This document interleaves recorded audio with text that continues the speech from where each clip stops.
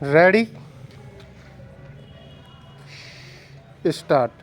सभापति जी, मेरा दुर्भाग्य है, मेरी मातृभाषा हिंदी है। अच्छा होता यदि मैं किसी अहिंदी प्रांत में पैदा हुआ होता, क्योंकि तब अगर हिंदी के पक्ष में कुछ कहता तो मेरी बात का ज़्यादा वजन होता।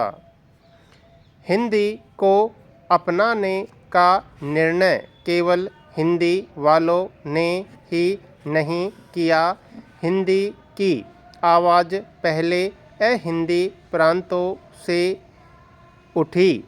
स्वामी दयानंद जी, महात्मा गांधी या बंगाल के नेता हिंदी भाषी नहीं थे। हिंदी हमारी स्वतंत्रता के आंदोलन का एक कार्यक्रम बनी और 15 सूत्रीय कार्यक्रम के अंतर्गत उसका समावेश किया गया। हमारे संविधान का जो पहला मसौदा बना उसमें अंग्रेजी के लिए 5 वर्ष की अवधि देने का तय किया गया था। हिंदी अंकों को अंतर्राष्ट्रीय अंकों का रूप दिया गया। राष्ट्रभाषा की जगह हिंदी को राजभाषा कहा गया। उस समय अहिंदी प्रांतों से हिंदी का विरोध नहीं हुआ था, लेकिन 15 वर्ष में हमने क्या किया? यदि 15 वर्ष में जैसा कि सभा ने निर्णय किया था और जैसा कि संविधान में लिखा गया था, हिंदी पढ़ाने की व्यवस्था होती तो फिर आज जो परिस्थिति पैदा हो गई है वह न होती। लेकिन केंद्र तो मद्रास में हिंदी नहीं ला सकता था। मद्रास की सरकार ने हिंदी को अनिवार्य नहीं किया। अनिवार्यता हटा ली गई।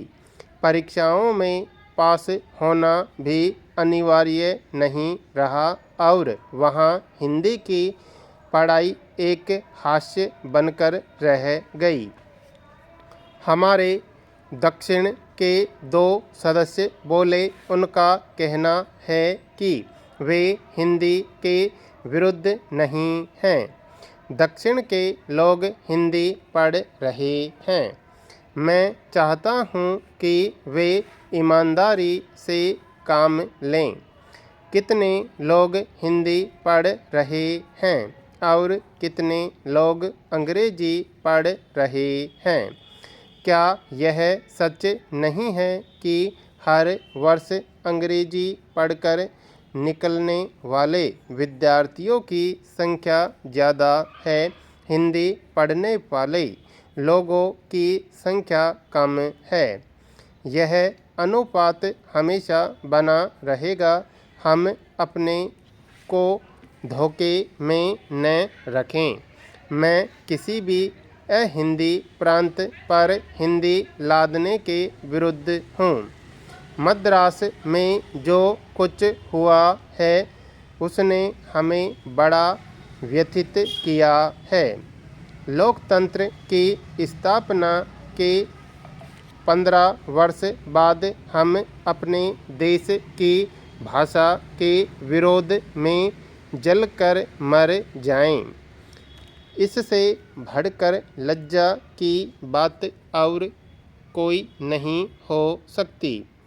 दुनिया वाले हम पर हंसते हैं, लेकिन जो जलकर मर गए, मैं उनकी भावना का आदर करना चाहता हूँ। यह बात अलग है कि वे हिंदी के विरोध में मर गए।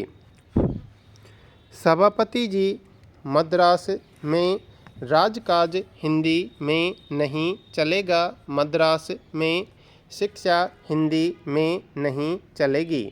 कितने लोग केंद्रीय सेवाओं में आते हैं, ऐसे लोग भी जलकर मरे हैं जो अंग्रेजी नहीं जानते थे। उनके दिल में अंग्रेजी का प्रेम कहाँ से आया? आश्चर्य की बात यह है कि जो लोग जलकर मर गए उनकी जेब से चिट्ठी निकली कि वे हिंदी के लादे जाने के विरुद्ध जलकर मर रहे हैं। सारा शरीर जल गया मगर चिट्ठी नहीं जली।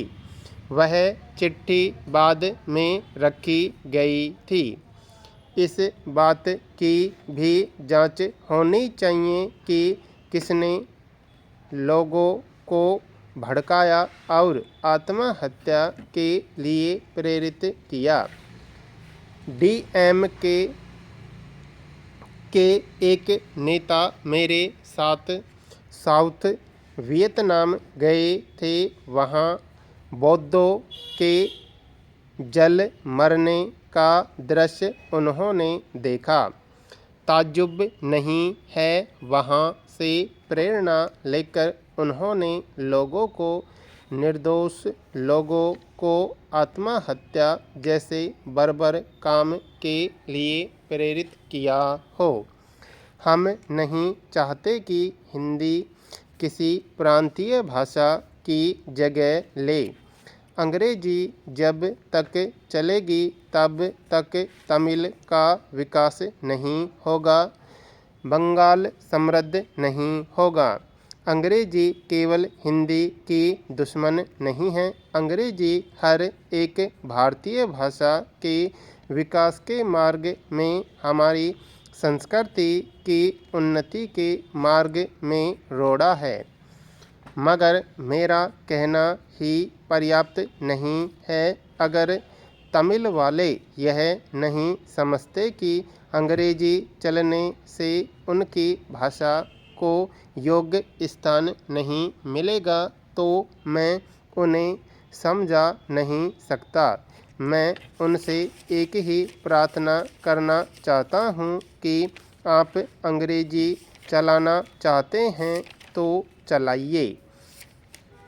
अनादिकाल तक अंग्रेजी चलाइए। हम अंग्रेजी भाषा के खिलाफ नहीं हैं। अंग्रेजी बड़ी समृद्ध भाषा है। लोग उसे पढ़े, और केवल लोग अंग्रेजी ही क्यों पढ़े, फ्रेंच पढ़ें, रशियन पढ़ें। हमारे विद्यार्थी जो इन देशों में छात्रवृत्ति लेकर जाते हैं, वे 6 महीने में उन देशों की भाषा का काम चलाऊ ज्ञान प्राप्त कर लेते हैं। लेकिन अगर वे शुरू से राजकाज, शिक्षा, दीक्षा अंग्रेजी में चलाना चाहते हैं तो चलाएं। मगर आचार्य विनोबा भावे का तीसरा सूत्र मान लें कि हिंदी प्रांतों में अंग्रेजी लादी नहीं जाएगी। एक बात इस आंदोलन से साफ हो जानी चाहिए और मैं सरकार से कहता हूँ, जो हिंदी वाले नहीं हैं उनको संतुष्ट करने के लिए जो भी कदम उठाना हो आप उठाइए, लेकिन परमात्मा के लिए हिंदी प्रांतों पर अंग्रेजी लदी रहे, इस स्थिति को छोड़ दीजिए।